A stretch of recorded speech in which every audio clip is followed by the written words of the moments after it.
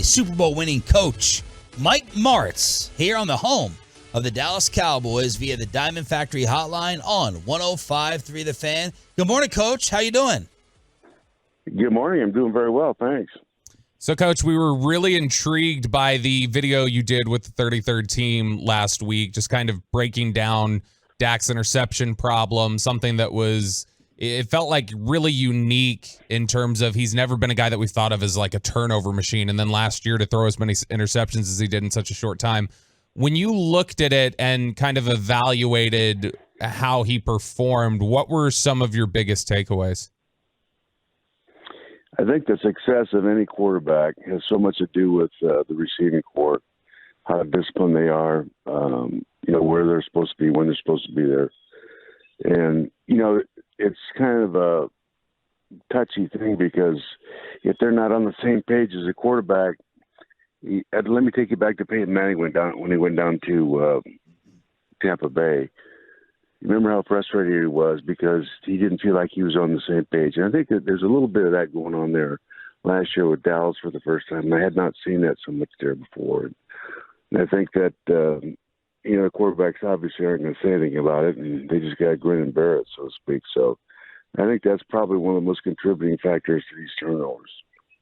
Where are you right now? It sounds very peaceful. I'm sitting on my deck on a golf course up in St. Louis out in the country. See? What hole? It's the 15th. It's a par 3. Okay. Over water? Long carry? No, it's about 185-yard par 3. Okay. That's a good one. That's a good par 3. It's interesting, Coach. A couple of years ago when John Kitna first got here, one of the things we heard from him pretty consistently was how heavy an influence you had on him and the philosophies that you instilled in him. He really wanted to instill in Dak Prescott. When you watched the tape of Dak playing, did you see any of those markers that like, hey, that's a guy that would have worked well in my system, or do you think he was just a little bit out of place last year? I think last year was a bit of an anomaly for him. I think, when I watched him before that, particularly when John was with him, he didn't look confused, and he looked confused here this past year, and there's probably a lot of factors for that, but probably not worth getting into. But when you coach quarterbacks, you have to be very, very specific about where the ball goes and what to do on everything. You can't just leave them hang out in the wind, find the open guy kind of a deal. And, I think the thing that John always appreciated is he held everybody accountable, for the quarterback. We just tell everybody in the offense, particularly the receivers, you got to see this game through the quarterback's eyes. And I think that's a really, really important point for, all offenses that that position's hard enough, and you can't have him guessing about where you're going to be and all that good stuff. So, we've always had this discussion, because the transition from Kellen to Mike's system, a lot of curl routes in the Kellen system, players facing Dak, safety nets, wanting to take more chances downfield. Can you build that into a system, or is at the end of the day, the quarterback is still going to decide where to throw the ball, and if he's conservative by nature, he still may throw it short? I think when you have two systems that are kind of married together, it sounds because they're both outstanding coaches. It's difficult. It sounds like it should work, but a lot of times it doesn't because it's just two different philosophies. And Kellen's trying to coach a system he's not really particularly familiar with, and so the details of it he may not know. And that's hard. And I've been in that situation before where you're trying to interpret for the quarterback, and that's not an easy thing to do at all. And I think it's very difficult. So I know how good Mike is, I think we all do. I love the fact that he's getting back in the intimate details of it. I think that'll resolve a lot of issues for them on offense, and I think it'll be great for Dak. The details in the final analysis mean everything. And if you're not getting the details at all those positions, then you're just never going to be as successful as you can be. And I think Mike is that kind of a guy, and I just think that it's his offense, ultimately what he wants to do. Nobody's going to coach it better than he can, so he might as well jump back in like he did. Mike Martz here on 105.3 The Fan. Coach, what do you think some of the biggest X's and O's differences will be under McCarthy calling the plays, or do you think most of it will be philosophical as they keep talking about the run game here? Well, I think, the running game will always be strong there, and I think that's really important. I think the discipline, the way he's asking Dak to do will be more specific. And I think that the discipline of the receivers, it's not nebulous. It's not kind of floating out there. Everybody has, will be held accountable, to their level. And I think that's so important. And I think that's what will happen. I just think Mike's a great coach. Coach, one of the talking points we got a lot last year with some of these interceptions that Dak threw was there were a lot of people arguing, saying take option routes out of the game plan, because if the receiver and the quarterback aren't going to read it correctly and you have that miscommunication and they're not flattening out the route, then you need to take those out of the game plan. And Dak pushed back against that whenever anybody would ask him, and he'd say, you guys only see when they go wrong. You have no idea how many times we hit big plays off of those, and I'd be angry if we took those out of the game plan. What is your general thought and approach to option routes, and how do you work at getting the receiver and the quarterback to see the same coverage? Well, the option routes are really, really, really important, particularly on third down. We use a lot of them. I think, you got to see the same thing, obviously, but the thing that I saw when it doesn't work with Dallas, the receivers, they didn't come back to the ball. You can't float at the same level. You'll get undercut. And I think that's a real important part for what they were doing in these option routes. And they weren't attacking the ball, and the defender would beat them to the ball. I think that's when it went bad, that's kind of what happened with it. And it's an easy thing to fix. You just got to have them snap back to the ball to where the ball's thrown. He's splitting defenders with his throat, and he's expecting that receiver to get there. Well, the receiver stops and turns around, doesn't move back to the ball, bad things are going to happen. Do you think he has enough ability? Because, Coach, I want the Cowboys to kind of build on defense. I don't believe Dak can carry them through the playoffs if it's on him mostly. I think he's got flashes, spectacular flashes, but I just don't think they can win the Super Bowl on his right arm. Do you think that's possible? I don't think there's any question about it. I think he could be a great player. But you have to – I just think there's been so many moving parts around him. And I know Kellen is kind of – his philosophy is a little bit more – he's a guy that wants to throw it quite a bit. And if you're not real good in the offensive line, that's going to be very difficult. I think the fact that they're going to run the ball very well, and I'm sure they will, I think it just does so many things for Dak in the passing game. There's just been too many moving parts around him, and there's a lot of really good quarterbacks out there that have been through this. You look at Steve Young. He goes from Tampa Bay, he's the worst-rated quarterback in the league. He goes to San Francisco, becomes a Hall of Famer. So much of it has to do with getting things tight around the quarterback, and when that happens, then he can realize his full potential. I'm a big Dak fan, so you're probably asking the wrong guy. Coach, I want to ask you about a common criticism of Kellen Moore. And as an offensive guru, explain what this phrase means. Calling plays versus managing the game as the OC or play caller. What does that mean? Well, they should be the same.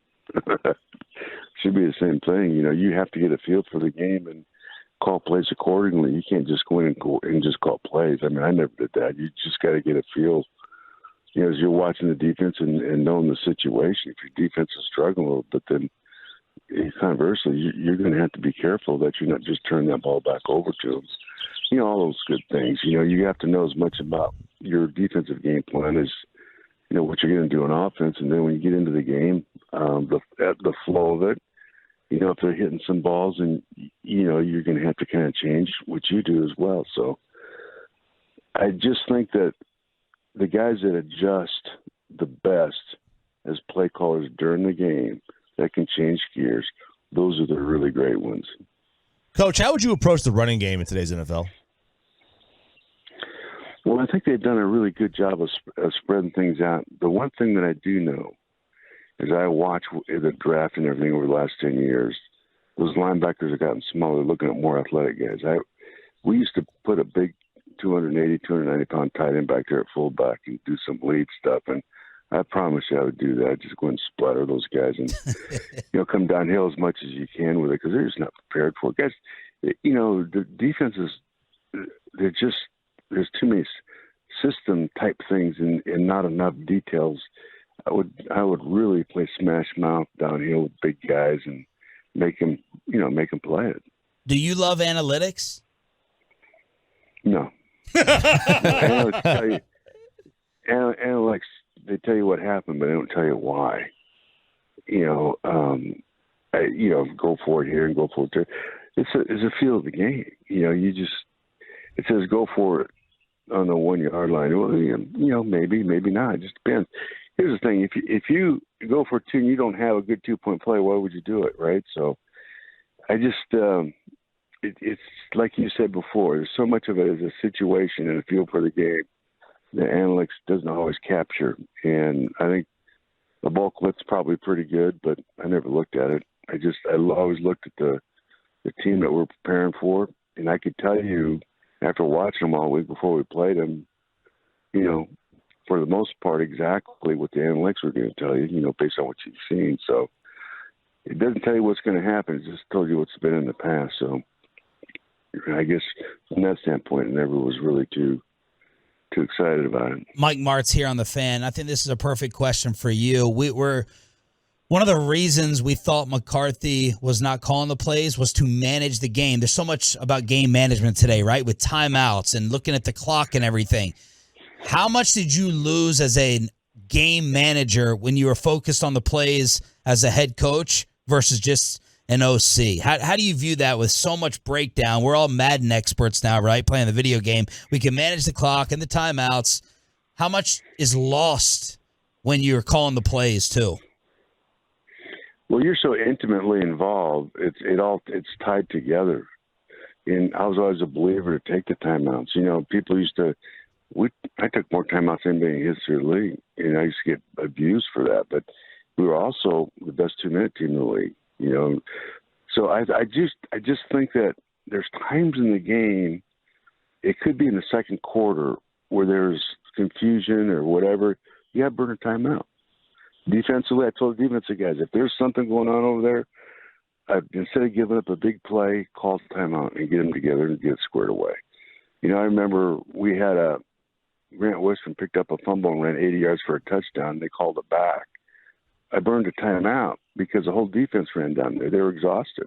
So they come back and you take a timeout, let them gather themselves. Well, people go, why did you call a timeout? Because they were exhausted. The next play, they might put it in the end zone, right? So, you just have to have a feel for the game through the whole process. And you can't be a robot. And that's what scares me about the analytics. It's not a game of robots. Coach, you've talked here and in that same video for the 33rd team, which is great. People should check it out, the 33rdteam.com. You talked in there about how you're excited for Mike McCarthy to get back involved in the intimate details of the offense and that you think it'll be beneficial for Dak. For those listening who haven't seen Mike McCarthy call the offense, didn't follow him in Green Bay, and this is going to be their first chance, what should fans expect from a Mike McCarthy offense?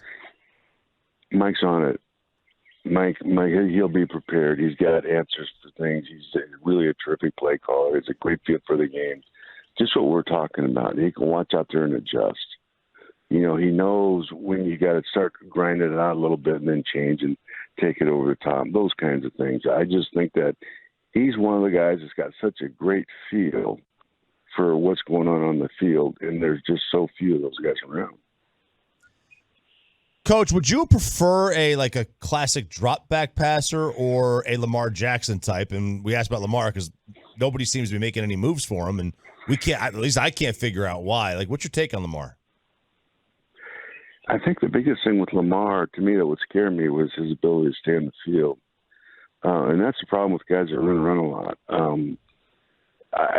Guys that can complete the ball, they're real accurate, get the ball up fast, and they're quick twitch mentally guys. Those, Joe Burrow, those kind of guys.